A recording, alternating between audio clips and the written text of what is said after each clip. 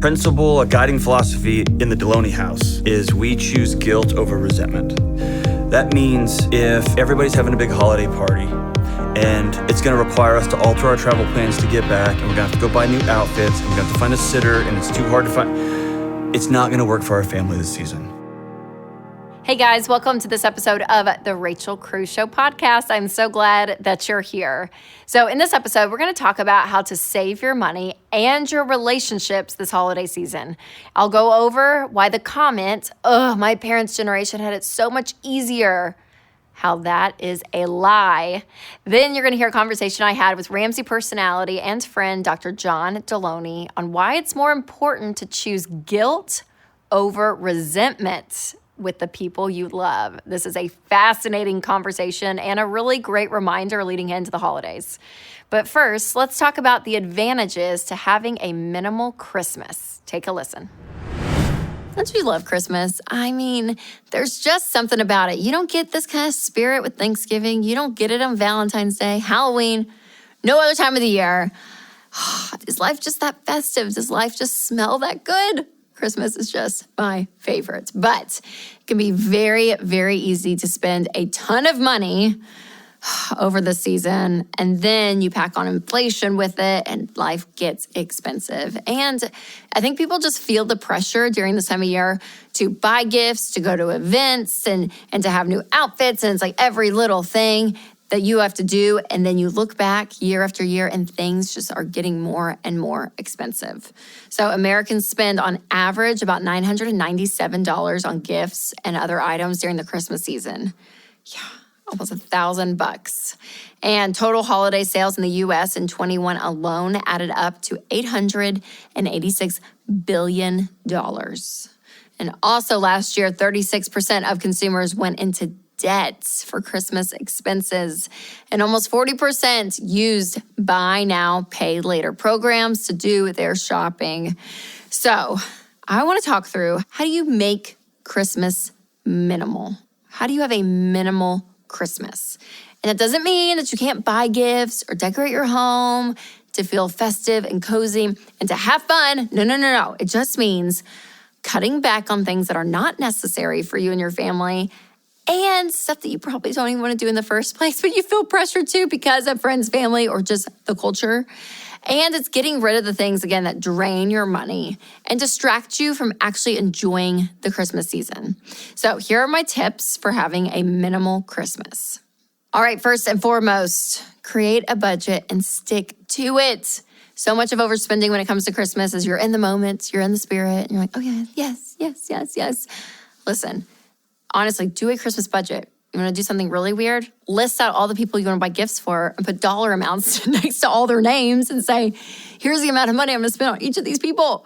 And stick to that, you guys. I mean, honestly, it helps so much to stay in control of your money. And then also cash out some of your Christmas budget and say, okay, here's my money for gifts, and this is it. And once the money's out, it's out. So you can actually see it, tangibly hold it when you're spending it. Those kind of things really help you stay within budget and will create a kind of a minimal Christmas, because a lot of people go way over budget and way over what they intend to spend and ends up maxing everything out. Next, this kind of hurts my heart a little, but it's just true. Say no to the matching Christmas clothes and PJs. Okay, I knocked this. I said no. About 2 years ago, I was like, I'm done. Because one year when Charles was born, I was like, oh, we need matching pajamas. And I waited till last minute, and everything was basically sold out, and things that weren't were so expensive. They knew the dramatic, needy moms like me that were like, oh my gosh, I have to get it.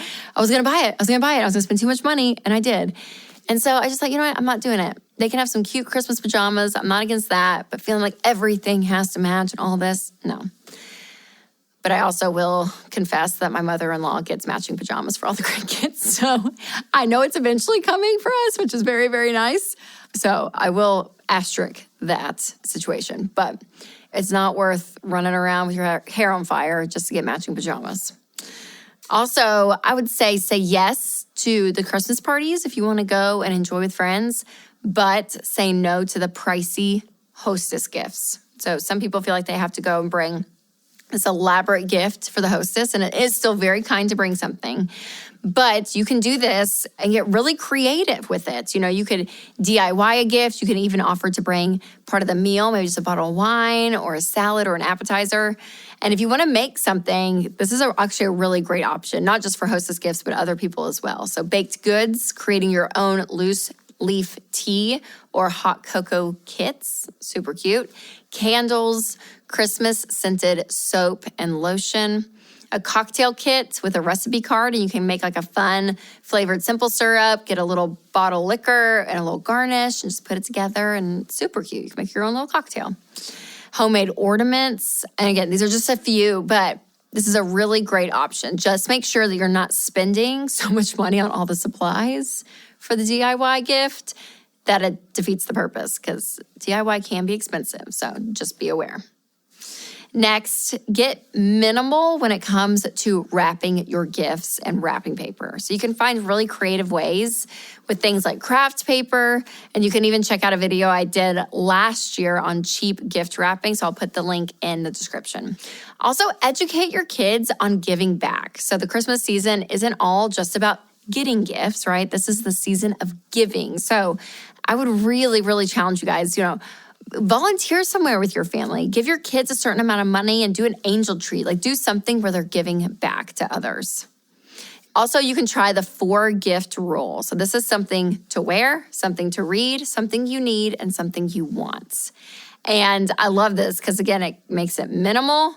And you can say, okay, we have our categories. The kids even know ahead of time, maybe, that this is what you're doing, so they're not shocked.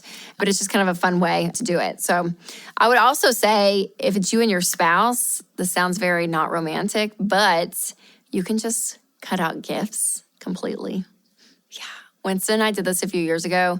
We just said, we're not going to buy each other gifts. We're not big gift, we're not big gift people anyways.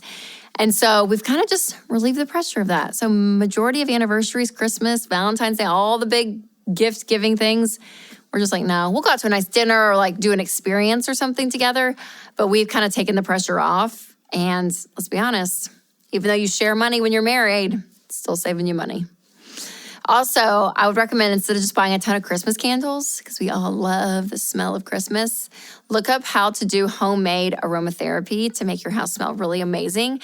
So even things like cinnamon sticks and an orange peel, and like boil some water on the stove for real, can make like the most beautiful aroma through your house. And it's so cheap. It's so cheap. And actually, that would be a great DIY gift as well, like putting all that together for a gift for someone. Brilliant. Also, I would say, fun activities can cost a lot of money. So what are the free things you can do? Like drive around, look at Christmas lights. My kids love this. Get your minivan or your car, your SUV, get all your kids in there, get some hot chocolate, get some big blankets, put on Christmas music, and just drive through the neighborhoods and look at all the fun Christmas lights. So that's an easy one. That's one we did, even back in the 80s. And it's still cool today. So I just want you to remember that you don't have to go to every single event either when it comes to Christmas. So if you're invited to all these different parties or all these different Secret Santas or all these meat Santa, milk and cookies, all this stuff, you can say no, especially if you're trying to get out of debt or you're trying to free up your time. Already, as we're filming this, there's been 3 Santa's coming, bring your kids. And I'm like, I can't do it anymore. I used to try to do the mall Santa. I used to do this Santa and that Santa. And I'm like, I can't. Too much. So I'm going to give you permission. Just say no. Don't feel like you have to do it all. You're going to be okay and your kids are going to be okay. So that's just a few tips when it comes to having a minimal Christmas. And again, I just want to relieve you from the expectation that either friends are putting on you, family's putting on you, culture's putting on you, and do what you want to do. There is freedom in that. There's freedom in saying no. That, again, saves you time. It saves you money. And just know you can actually enjoy the Christmas season by not spending a bunch of money, and especially on stuff that you don't want. So give you that permission to have Christmas cheer and save some money. All right, I have a question for you. Do you love online shopping? If the answer is yes, I get you. This is so me. I love it, but if you love it as well, we have to be careful. It is so easy to get all comfy at home and scroll and swipe and spend. But if you've budgeted for your shopping, then just go for it. Just make sure that you're making your money go as far as possible. That is why I love shopping at Jane. They've got stylish clothes, accessories, home decor, and more for up to 65% off. Plus, Jane has new deals every day from thousands of small women-owned businesses and designer brands. So you've got to check it out, you guys. Go to jane.com/Rachel and save up to 65% today. I have my friend and fellow Ramsey personality, best-selling author, Dr. John Delony. What's up, back. Rachel? Thanks for coming back on. Thank you. So fun. Okay, so we're going to talk about setting boundaries and resentment. Two very exciting topics because the holidays are coming up, and this is a real thing for a lot of people. So whether I think it's the thing. It's the thing. Yeah, I think it might be, right? It is. Okay, so first, explain what resentment is. Okay, I like to explain resentment in contrast to guilt, okay? Yes. So this is an oversimplification, but guilt is when I do something that violates my core picture of the way I'm supposed to be, okay? I'm supposed to keep a perfect house and the house isn't perfect. I feel guilty, right? Yeah. I didn't do a thing that I thought I was supposed to do. Resentment is this idea that you have dominion over me, right? It's me feeling bad because of a perceived injustice or a power differential or a thing you did to me. Okay. And so I used to, like Brene Brown has a great talk about this, but I used to think resentment was me getting mad at you. Yeah. And it's not. Resentment is me being envious of you. The power you have over me, the way you can make me do things that I don't want to do, the fact that you ruin my holidays and I just have to sit in it, right? Yes. That's resentment. That's resentment. Oh my gosh. Okay, so how are boundaries and resentment? I think I know the answer, but I want to hear yours. How are they connected? Or like the lack of boundaries, how that creates resentment, specifically around, well, the holidays, but just in life. I think whenever we put up boundaries, we feel guilty, right? Because boundaries come with no, I'm not going to. I don't feel comfortable doing that. I'm exhausted. This isn't a good season for our family. And when we do that, we have this picture of Thanksgiving is when everyone has to get together, and Christmas is when we have to spend all this money. And that's not what a boundary is. A boundary says, this is our budget, this is what we have, this is what our family can deal with this year. And so then if you don't have boundaries, it bleeds into, I give autonomy of my life over to you. Yes. Or if it's an abusive relationship, you take it from me and you decide what I'm doing, right? And there's no boundaries and my life becomes subjugated to your life, right? Okay, what's so funny is like as adults, you think as a kid, right? Kids, teenagers, they look at adults and they're like, oh, if only I could be an adult. It's so easy. I can do what I want, all of this. And then you get to be an adult, you're like, oh, I'm so unhealthy. There's all these it's the worst. It's the worst. strings and attachments. So when I actually think it's worse when you're an adult because when you're a kid, you don't know. well, you don't know and there's somebody lording over you. Always, because you're a child. You When don't I'm have an the authority. adult and I don't want to go to Thanksgiving with my parents, Yes. it's because I'm choosing not to go. And that's a totally different proposition. And we don't have any roadmaps for that. No. So talk through that. What does that look like to set the boundary though? Because to hopefully say, hey, I don't want to resent you, so I'm going to hold a boundary, right? Yep. That's healthy for me and my family. So whether it's relational, financial, how do people do that and do that well? Like even on the financial side, for a lot of people, it's like, let's spend $100 on every cousin and buy a gift for everyone. And you're like, oh my gosh, we can't do that. So I'm going to draw a financial boundary and say, hey, our family's not going to do that this year. Do you have to give an explanation? Like talk me through like what that conversation looks like. So a principle, a guiding philosophy in the Delony house Yep. is we choose guilt over resentment, okay? Choose guilt over resentment.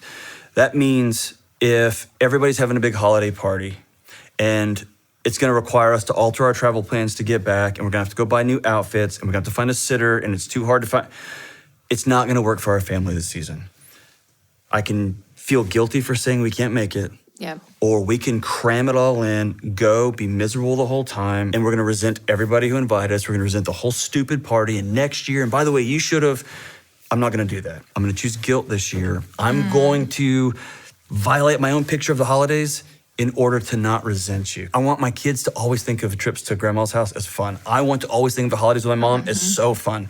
So this year we're gonna say no. Okay, so what if it's a hard boundary though for life? Like it's not just this holiday we're skipping out of, but it's like, hey, maybe, I know you talk about this on your show all the time, but there's an abusive, verbal situation with a parent and an adult child has to cut off or whatever the thing may be. When do you know, okay, I need to set a hard boundary for life versus I just need to suck it up and be part of the family and do it? Like, is there a difference? Yeah, I took a call today on my show, actually, and the woman called in and said, everything in my body tells me that I can't have my brother in my life anymore, and I stopped her right there. I said, somewhere along the way, somebody told you to stop listening to your body. Listen to it. If you think about going to this holiday event and your heart starts beating faster and you get that warm feeling in your gut, or you just start getting angry, listen to that. That's the most innate signal we have. And we have so much, I can shut that up with another drink. I can shut that up with another Netflix show, right? I'm gonna listen to that. And then this is important for me because I'm an emotional guy, I'm loud, I talk too much, I run my mouth. I always have somebody I can check in with. Am I reading this wrong? Am I a scumbag if I don't go to the holidays this year? Here's my budget situation. Here's what our family's going through right now. Yep. And my friend will go, dude, you've got to go to the funeral. I don't care what's going on. You got to go. Or this is your mom. She's 78. Okay, you're right. I'm going to outsource that sometimes to somebody else because I don't listen well when I get emotional. Okay, that's a great point. And that's part of having community around you. That's People that know you well enough to speak into that. Okay, so let's say we'll use the money piece, right? That it's like, hey, we're not buying gifts for the family this year. Yes. So extended family, sorry, we're not going to do that. Walk me through how to have that conversation. Yes, well. Thank you for saying it that way. We often, when we're trying to navigate guilt and resentment, we expect people to read our minds because we want to avoid a hard conversation, and then we judge them when they don't. So we decide, me and my wife, or you and Winston decide, we're not buying gifts this year. The kids have enough junk. We're going on a trip someday. Yep. We're just calling it. We need to tell the family that we're not buying gifts. Yeah, we need to tell them. Yeah, and we'll hint around like, we don't think we're going to buy gifts this year because we want to spend more. But we don't come out and say it clearly and put our boundaries on the table. And so then they buy gifts and we get our feelings hurt or we start the resentment. So step one is stepping back and identifying, here's what our needs are right now in the season. Here's what our needs are as a family. Here's our values in this particular season. And those things change over time. And then communicating them very clearly. Yep. In our house, we send emails around. Here's the holiday season. Here's when we are hosting. Here's when we're not hosting. Here's when we'll be where. Because, man, you call somebody and they're on the way home after a hard meeting. You're like, hey, we're coming on Wednesday at 3 p.m., so pick us up at... That's a disaster, right? We email, and it sounds impersonal, but everybody stays on the same page. No, it's a good, and even having a visual in writing where you're like, there's evidence of like, right, yeah. I said it, look, there it is. Okay, so I wouldn't have issue with a lot of that, right? Communicating stuff is not my, it's not my fear would come into, I don't want to hurt someone's feelings. Right. So what do you do with that? So choose guilt over resentment. So choose guilt. So you're going to hurt somebody's feelings. And here's the important part. When you put a boundary down, you can always expect that someone's going to run up and hit it with their head and see if it holds. They're going to run head first into it. And they're going to have their own feelings about that. And they get to have their feelings. Their feelings often have nothing to do with me. And when I try to take the burden of their feelings on and carry it for them, that's resentment, right? Yep. I'm gonna right in. Yes. So I'm going to let you have your feelings, and my mom's gonna call and say, I can't believe thank you for sharing that. And I might hang up the phone. Listen, I may hang the phone up and cry. I may hang the phone up and be so mad. Yeah. But I'm gonna choose guilt over resentment. Yes. So good. And I'm making it sound so easy. No, I know. No. It's the worst. Yeah, it's the worst. It's not a good feeling. It's worse. Okay, is there a point, I may have just had this conversation, not in my own life, but with someone just about 10 minutes ago, and they say, it's just not worth my mom being mad. It's not worth it. Just go. We're just going to go. Is there ever a point you give in to the boundary you're going to set? If it's not worth the fight, it's not worth the fight. When I hear that type of language, that sounds borderline abusive. And that sounds borderline manipulative. And some people are abusive and manipulative by getting loud and beating their chest and saying, you'll do what I say. Yeah. And sometimes people are abusive and manipulative. In counseling, we call it from the one down position. Oh, I guess I'll just do Thanksgiving by myself because my kids don't even love me anymore. Yes. And I guess I'll just eat in the kitchen because y'all didn't get me a seat. And so that's as much of a power move as anything else, right? So whether you're in a relationship that's truly abusive, whether it's emotional or physical or psychological, instead of saying, well, this is just the way this is, I would much rather somebody feel guilty and seek help, seek safety, than to just say, well, this is my lot, this is the way this is. Right. And then all the way over to, a manipulative mom, right, who's just wants it the way she wants it. And I don't care how you feel. I want every kid around my kitchen table, every holiday. Sorry, Mom, it's just not going to work out this year. And she's going to do her things. And that's her story, not yours. Yes. But separating that is where the health is, right? Yes. Like separating those emotions, that it's, you can have yours and I'm going to have mine here. A good rule of thumb is this is something you practice. It's a skill you're learning, right? It's a skill you're learning. It's not a character defect. I'm not weak. No, you're practicing something you've never done before. And give yourself 24 hours before you respond to That's good. a guilt grenade, right? I just made that up. love A it, guilt yep. grenade, right? Oh, you're not coming, or the text. I'm sorry, I didn't get that right. You're not coming to my wedding or what? 24 hours. Hey, I'm not gonna be able to make it. Yeah, thanks. Or I'm gonna call you, right? And make it super awkward. Sure. But I'm gonna give it 24. Really just hit it head I'm on. gonna give it 24 hours before I respond. That way, I've got time to settle down and not say, okay, I'll go, right? And then all of a sudden, I'm on the resent train. Totally. Okay, so John, what would you say to someone that's feeling the resentment already towards their family this holiday season? They're feeling it. Like, what do they do with those emotions, those conversations? I think first you're going to feel those emotions and call them for what they are, right? You're not just going to walk around and throw your anger or frustration or snippets at your family, at your kids. Don't kick the dog, right? Ask yourself, why am I feeling like this? Oh, it's because I agreed to this party and it's getting closer and closer. And every time we go, Mom does her grandstanding thing. Dad drinks too much and starts talking about politics and COVID again. I just don't call it out what it is, okay?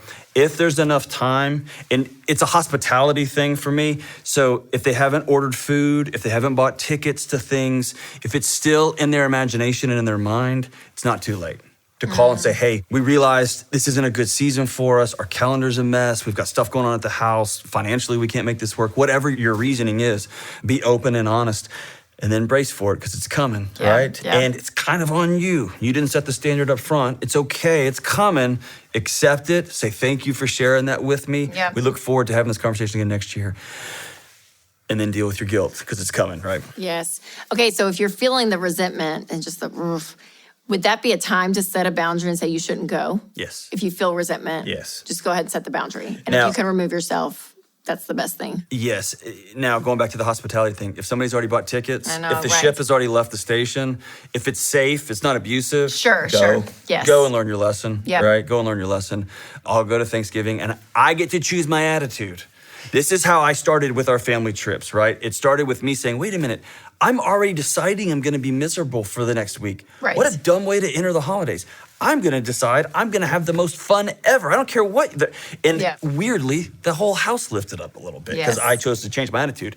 But this year was the first year in our house that we said, hey, it's just not a good year for us. And all of our family went, oh, thank God somebody said it. Everyone exhaled. It was isn't that beautiful. funny? Yeah, Yes. it was wonderful. Because sometimes that's what people are thinking, whether it's the craziness of the busyness of the schedules or the buying of gifts, like whatever the thing is, most people are feeling that. Yeah. And isn't it funny? It takes one person just to be like, can we take a step back? And everyone's like, oh my gosh, thank God. Because they didn't have the courage to do it, right? Or whatever the thing is to do it. So stepping forward actually may relieve other people. I love that. Okay, so if there's been somebody and they have had resentment for years, years and years and years towards their family, is there ever a way to reconcile when you've gotten to this point of, you resent them? So this is hard because I believe that every relationship is ultimately reconcilable to some degree.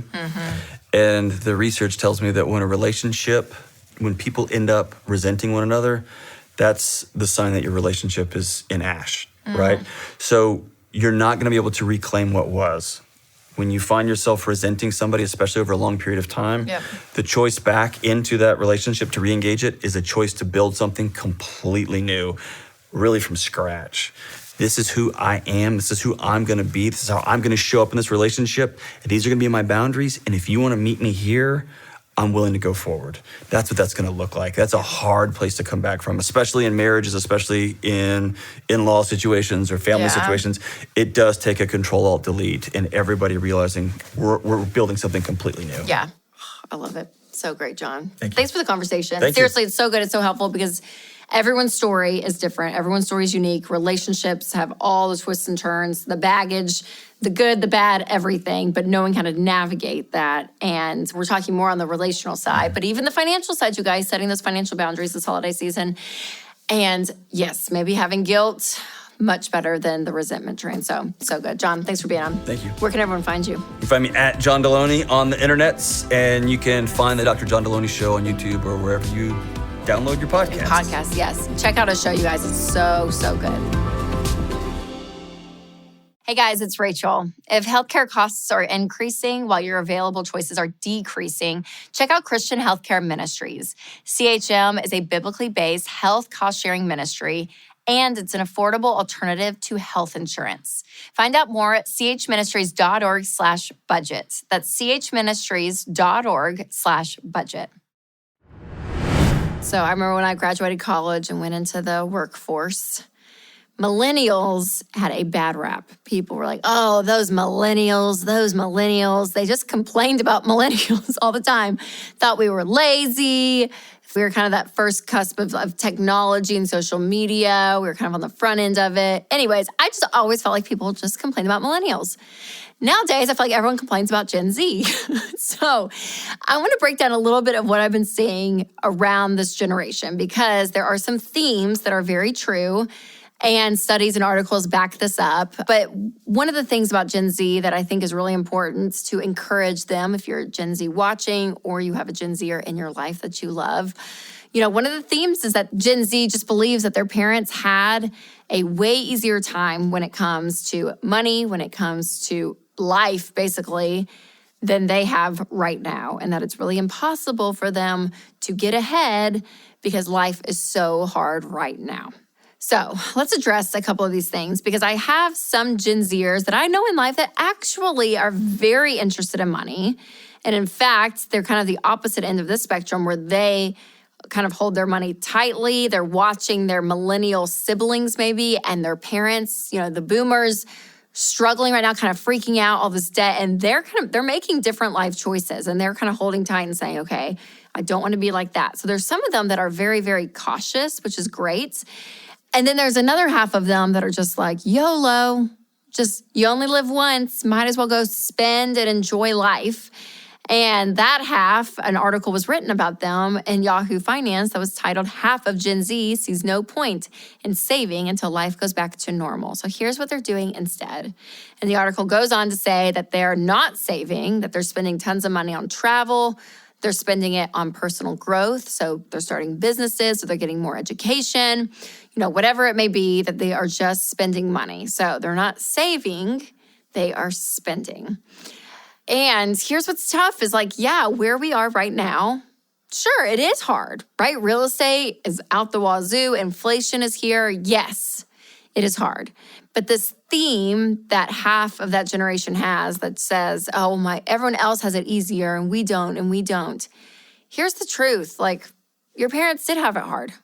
They did. And they worked their butts off as well.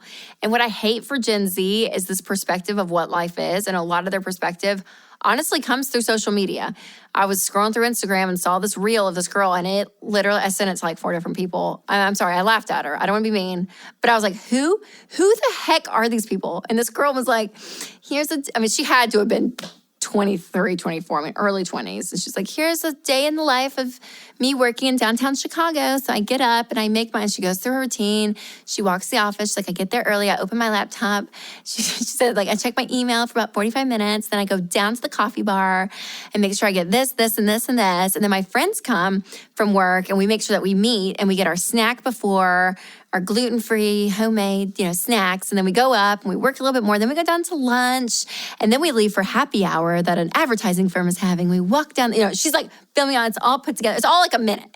Basically, she ends, and I'm not even exaggerating, in a park on Lake Michigan with a blanket and wine. It's great night for wine and charcuterie with my girls. And I was like, oh no, good for you, Sarah, whoever you are.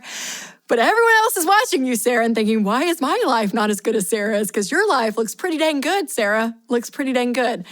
But that's not real life, you guys. That's not how it works. It's not how life works. And I'm so sad that a generation sees that in front of them. It's that's how my life should be. And it is. Life is just harder. Not to be Debbie Downer, but it is. So when I see things like that, or I hear Gen Zers say, my parents could buy this house for $100,000. Now it's going to cost $500,000, all the things. I just want to say to you, I'm really sorry because I know it's hard. Life is hard. It is. But instead of complaining about it or having a false reality of what life is, let's just get to it and say, you know what? I have a little bit of grit in my life. I'm going to work really hard. It may not look glamorous, but I'm going to work hard and I'm going to work with the reality that's been given to me. So the reality of our world today, yeah, real estate is higher, inflation is high, all of it. We are all feeling it. But sitting around and just complaining about it doesn't do anything. So actually having goals and be motivated towards something and know what you're aiming for, that's what's going to help. To say, okay, here's the reality of where I am. Numbers don't have emotions. They're not sad. These numbers on this sheet of paper, they're not sad or happy for me. It's me deciding what's my attitude going to be and how am I going to move forward. Another thing, Gen Z, I just want you to be aware of, and anyone watching really, is just, again, that victim mentality and just complaining, even publicly, about things and not offering a solution. So I just want to give you some encouragement that we've all been through hard times, okay? We've all experienced it, but you can do this. But I don't want you to fall, again, for the mindset that, well, just because life is harder and life is more expensive, I can't do anything. I don't want you to fall for the mindset that, well, might as well wait till life is normal again and there's not inflation and life is back to normal, then I'll save. Take bad advice. I don't want you taking bad advice of get rich quick stuff of well, if you do this and this and this and this, then everything works great. And that's how you make money, okay? Red flag, when things are very instant and very get rich quick feel, they're not going to work. So those are some kind of warnings for you to just say, hey, take the common sense approach when it comes to money. Money comes from work. Work is hard. It's not always fun. But guess what? We got to do it. Yeah, to make money, to go and eat and pay rent and our mortgages and stuff, right? It's part of the reality. So again, instead of just kind of sitting back and complaining about it, let's find solutions to say, okay, here's my situation. Here's my lifestyle. Here's what I want. Here's what I need. Mapping it all out with a budget, with saving money, having an emergency fund, not using debt, using common sense money principles to really change your life. So again, not to harp on Gen Z so much, because I know half of you are awesome and you're doing great things. But to the ones that have a hopeless kind of attitude about life, I just want to say, you can do this. You can do this. So again, I know it's easier just to chalk it up that, oh, my parents had it easier, but we don't want to compare to our parents and we want to be smart with our money today. All right, I want to thank Dr. John Delony for being on the show, and thank you guys so much for listening. If you have not subscribed to this podcast, make sure to hit that follow button. And if the Spirit leads, you can leave a review. And as always, make sure to take control of your money and create a life you love.